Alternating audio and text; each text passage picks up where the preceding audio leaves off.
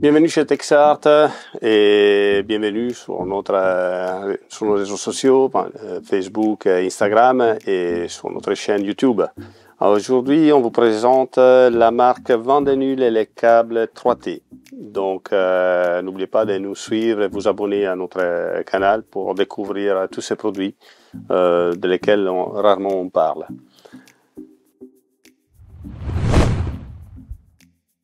Vandenul, c'est la première marque des câbles en Europe, je pense, audio. Il est juste après, je crois que c'est Monster Cable aux États-Unis. Il est né en 1980 par M. Vandenul, ingénieur audiophile, qui a décidé de dédier sa vie à la fabrication du câble et des cellules phono. Avec l'idée de porter de l'innovation et de l'émotion dans ses créations. Donc, comme on disait, en 1980, un début avec beaucoup de câbles de différentes factures, de toute façon basés sur du métal, du cuivre, argent, et avec tout type de technologie, de coaxial à triaxial, matériel extrudé à froide,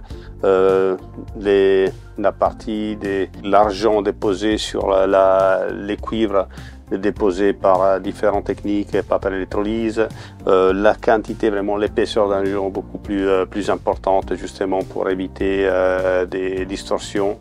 Les passages, des distorsions qui se créent avec passage entre différents cristaux.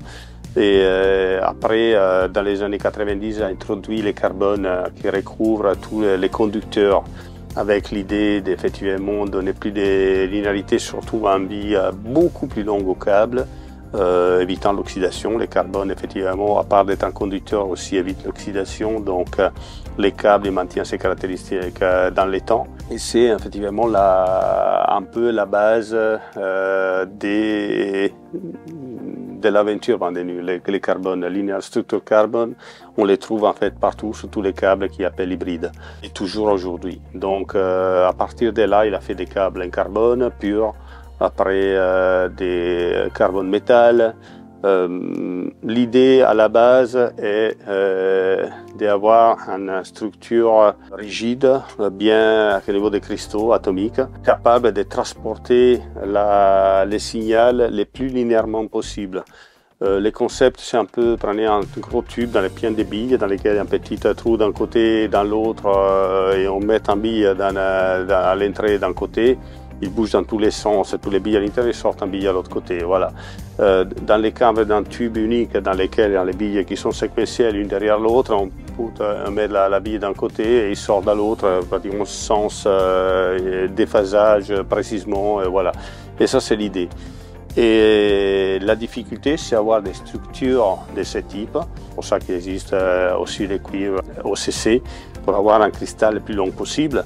Il n'est jamais long comme tous les câbles, effectivement, des barrières, il crée des problèmes. Donc, bon, Vandenul cherche effectivement de trouver la forme de rendre ces cristaux les plus linéaires possible.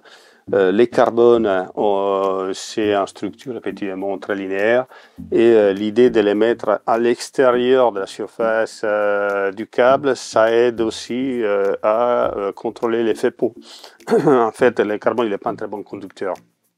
Et Vandenul le dit, la résistance n'est pas aussi importante pour la qualité du son, c'est plutôt l'effet d'avoir la précision de la transmission. Donc l'effet pot signifie que l'électron avec la fréquence se déplace vers l'extérieur, et après trouvant un conducteur qui est moins performant au niveau des résistances, ils vont repousser vers l'intérieur, donc pour avoir disons un flux plus homogène à toutes les fréquences. Ça, c'est l'idée. Vandenul, il est présent, c'est vraiment un fabricant important, il est présent partout, beaucoup plus de ce qu'on peut soupçonner. Pour faire quelques exemples, Philips Classics, qui sont un des meilleurs enregistrements de musique classique qui existent, ils utilisent les câbles Vandenul dans leur music center à Eindhoven. On a Pentaton Recordings aussi qui utilise Vandenul. On a Telarc, l'étiquette audiophile américaine. On a Lyrinx en France qui utilise Vandenul. Et aussi, on peut les retrouver, les câblages internes, dans beaucoup de matériels audiophiles haut de gamme. Bowers-Wilkins, par exemple, utilise Vent des Nudes, ou Focal en France, Tannoy, ou par exemple dans les bras et platine vinyle, on a des gens comme VPI, comme Origin Live, comme SME. Voilà, surtout des marques qui n'ont pas besoin d'être référencées. Voilà, je pense que si eux décident d'utiliser ces câbles, il y a une raison derrière. Donc, on revient à ce que je veux vous présenter aujourd'hui sur les câbles 3T. C'est toute une gamme complète que Vent des Nules a créée. Donc ici, on peut voir pratiquement la presque totalité de la gamme. Il manque 2-3 références, c'est tout. Et c'est en fait un câble très particulier. Les conducteurs, c'est un conducteur qui est un alliage des 4 métaux et un non-métaux. C'est du conducteur plutôt rigide, semble presque de l'acier bleuté. Sont des câbles qui, effectivement, ne se plient pas. Ils sont pratiquement très élastiques. Et ça, cette rigidité structurelle, ils rendent les câbles pratiquement mécaniquement stables dans les temps. C'est un alliage amorphe, donc il ne s'oxyde pas. Et donc il maintient ses caractéristiques aussi dans les temps.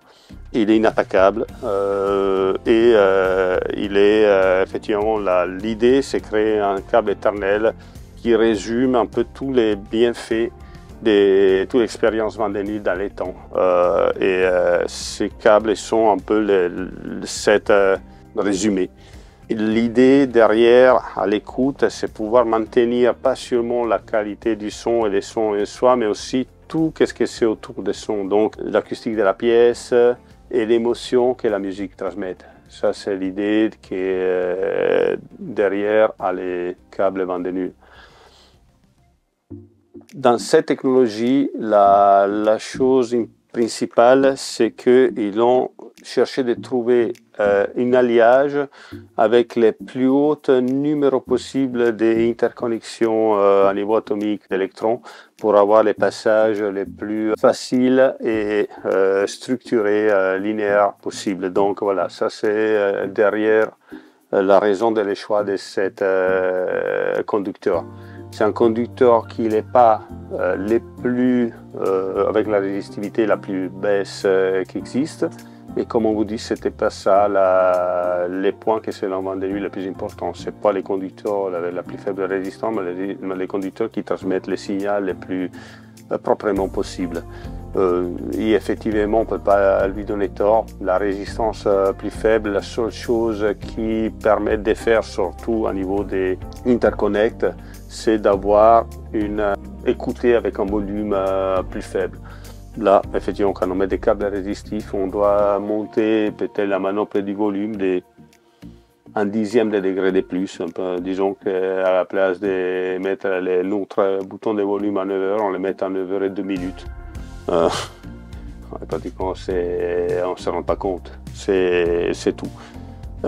Et là, par contre, la qualité sonore que ces câbles sont capables de donner, c'est plutôt unique.